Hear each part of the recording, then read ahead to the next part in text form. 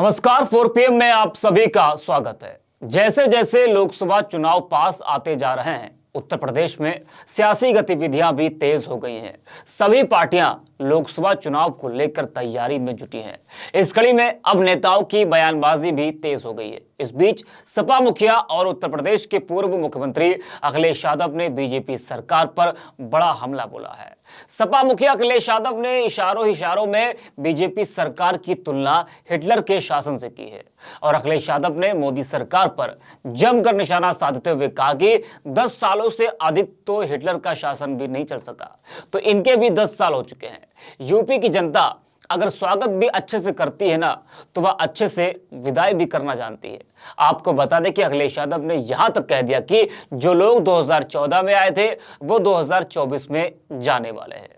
वहीं प्रदेश में युवाओं को नौकरी लेनी है तो दिल्ली में बैठे सरकार को बेरोजगार करना होगा, आउट करना होगा। क्या कुछ कहा अखिलेश यादव ने, आपको सुनाते हैं। उत्तर प्रदेश के लोग स्वागत भी अच्छा करते हैं और उत्तर प्रदेश के लोग जब विदाई करेंगे वो भी बड़ी अच्छी करेंगे। जो लोग 14 में आए थे वो 24 में जाने वाले हैं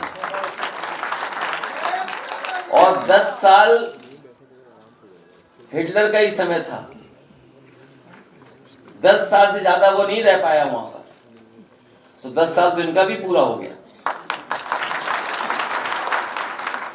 और सवाल ये है कि नौकरियां मिलेंगी कि नहीं मिलेंगी।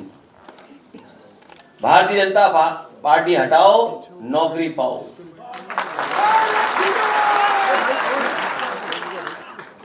तो अखिलेश को आपने सुना। इस दौरान अखिलेश यादव ने पीडीए को लेकर भी बयान दिया और उन्होंने कहा कि हमारा पीडीए यानी कि पिछड़ा, दलित और अल्पसंख्यक का परिवार लगातार बढ़ता जा रहा है और ये सभी लोग साल 2024 में, यानी कि जो ये साल है, लोकसभा चुनाव का समय है, और ये सभी समाजवादी विचारधारा को आगे बढ़ाने का काम करेंगे। हमें यूपी की जनता पर पूरा भरोसा है कि उत्तर प्रदेश की जनता पीडीए का साथ देगी और केंद्र में बैठी सरकार को बेरोजगार करने का भी काम करेगी।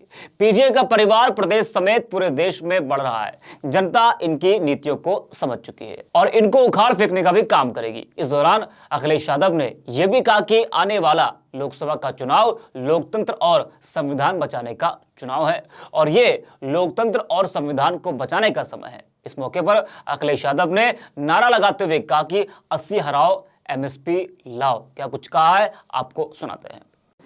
कि ये संविधान बचाने का चुनाव है, लोकतंत्र बचाने का चुनाव है, आरक्षण बचाने का चुनाव है, अपना अपना सम्मान बचाने का चुनाव है।